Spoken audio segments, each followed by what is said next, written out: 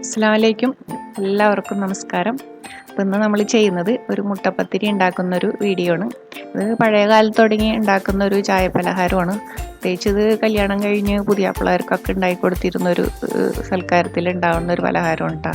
നല്ലോണം കോഴിമുട്ടയൊക്കെ ചേർത്തിട്ട് നല്ല ചൂടിൽ തന്നെ നെയ്യും പഞ്ചസാരയൊക്കെ ചേർത്ത് നല്ല കട്ടിക്ക് തേങ്ങാപ്പാലൊക്കെ പുരട്ടി കുതിർത്തി വെച്ചാൽ കഴിക്കാൻ സൂപ്പർ ടേസ്റ്റ് ആയിരിക്കുള്ളൂ. ഇപ്പോൾ ഞാൻ എൻ്റെ വീട്ടിൽ പോയപ്പോൾ എടുത്തൊരു വീഡിയോ ആണ്. അപ്പോൾ അതുകൊണ്ട് തന്നെ അവിടെയുള്ള കോഴിയുടെ പിക്ചറൊക്കെ ഞാൻ എടുത്തതാണ്. അത് ചെറിയൊരു ചേഞ്ചിന് വേണ്ടിയിട്ട്. ഇപ്പോൾ പണ്ടൊക്കെ എല്ലാ വീട്ടിലും കോഴികൾ ഉണ്ടായിരുന്നതാണ്. ഇപ്പോൾ വളരെ കുറവ് വീടുകളിൽ അതുപോലെ കോഴികളൊക്കെ വളർത്തുന്നുള്ളൂ. അതുപോലെ നമുക്ക് വീട്ടിൽ കോഴി ഉണ്ടെങ്കിൽ നമുക്ക് അത്യാവശ്യത്തിനുള്ള നാടൻ കോഴിമുട്ടയൊക്കെ ഉപയോഗിക്കാൻ കിട്ടും. മറ്റുള്ള വാങ്ങുന്ന കോഴിമുട്ടിനേലൊക്കെ കൂടുതൽ നല്ലതായിരിക്കുള്ളത്. അതുപോലെ നാടൻ കോഴിമുട്ട വെച്ചിട്ടാണ് ഞാനിപ്പോൾ ഒരു മുട്ടപ്പത്തിരിയുടെ മാവ് തയ്യാറാക്കുന്നത്. അതിനുവേണ്ടി ഞാനൊരു 3 കോഴിമുട്ട എടുത്തിരിക്കുന്നു കേട്ടോ. അപ്പോൾ ഇതിൻ്റെ കളർ തന്നെ നല്ല യെല്ലോ കളറായിരിക്കുള്ളൂ. നമ്മൾ വാങ്ങുന്ന കോഴിമുട്ടിനേലൊക്കെ നല്ല കളറാണ് ഇതിന്. അപ്പോൾ അതിലേക്ക് അല്പം ഉപ്പും കൂടെ ചേർത്തിട്ട് നമുക്ക് പാകത്തിന് കുറച്ച് വെള്ളം ആദ്യം ഒഴിച്ചു കൊടുക്കണം.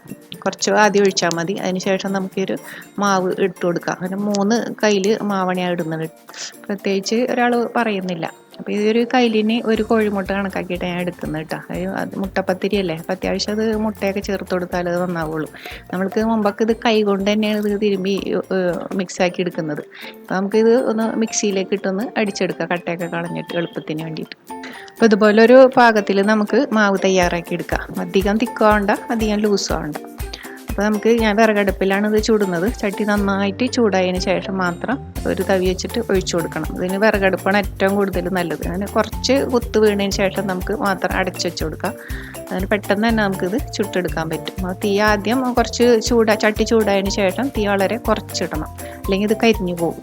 നല്ല പാകത്തിനായി കിട്ടിയിട്ടുണ്ട്. ഇതുപോലെ ഓരോന്നും നമുക്ക് ഒഴിച്ച് കുറച്ച് കുത്ത് വീണതിന് ശേഷം മാത്രം ഇത് അടച്ചു കൊടുക്കാൻ പാടുള്ളൂ.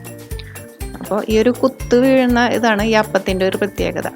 എന്താ ഇതുപോലെ എല്ലാം നമുക്ക് കരിയാതെ ചുട്ടെടുക്കാം. മുമ്പൊക്കെ ഞങ്ങൾ വീട്ടിൽ ചെല്ലുമ്പോൾ നെക്സ്റ്റ് ഡേ ഉമ്മ മുട്ടപ്പത്തിരി ആയിരിക്കുള്ളൂ ഉണ്ടാക്കുക. അപ്പോൾ അതിൻ്റെ കൂടെയായിട്ട് നമ്മൾ ഏത്തപ്പഴം പുഴുങ്ങുകയും ചെയ്യും. തേങ്ങാപ്പാൽ പഞ്ചസാരയൊക്കെ ഇട്ടിട്ടാണ് കഴിക്കുക. ഈ മൈദ അധികം കഴിക്കാത്തൊരു ഇത് കാരണം കൊണ്ട് ഇപ്പോൾ എപ്പോഴും ഉണ്ടാക്കാറില്ല. നല്ല ഇടക്കൊക്കെ നമ്മൾക്കിത് ഉണ്ടാക്കി കഴിക്കാൻ നല്ല ടേസ്റ്റാണ് മൈദയുടെ. എല്ലാം നമ്മൾ ചുട്ട് വെച്ചിട്ടുണ്ട്. ഇനി നമുക്ക് ഗ്യാസ് അടുപ്പിൽ വെച്ചിട്ടുള്ള മുട്ടപ്പത്തിരി എങ്ങനെ ഉണ്ടാക്കുന്നത് നോക്കാം. അതിനുവേണ്ടി ചട്ടി നല്ലോണം തന്നെ ചൂടാക്കി വെക്കണം. ആദ്യം ഒരു മീഡിയം ഫ്ലെയിമിലിട്ട് നല്ലോണം ചൂടായതിന് ശേഷം ഒഴിച്ചു കൊടുക്കുക. എന്നിട്ട് ഒരു പകുതി കുത്ത് വീണതിന് ശേഷം മാത്രം ഇതൊന്ന് ക്ലോസ് ചെയ്ത് കൊടുത്താൽ മതി.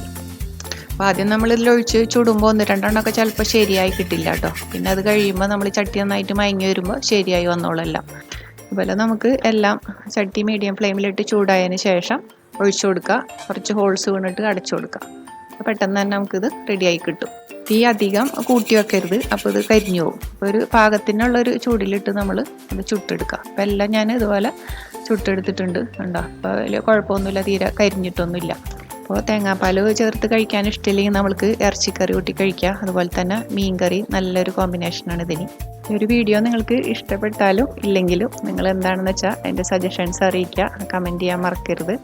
അതുപോലെ ഇനി എൻ്റെ പുതിയ വീഡിയോസ് കാണുന്നതിന് എൻ്റെ ചാനൽ സബ്സ്ക്രൈബ് ചെയ്യാൻ മറക്കരുത്. ഇൻഷാ അല്ലാഹ് പുതിയ റെസിപ്പി ആയിട്ട് കാണുന്നവരെ അസ്സലാമു അലൈക്കും.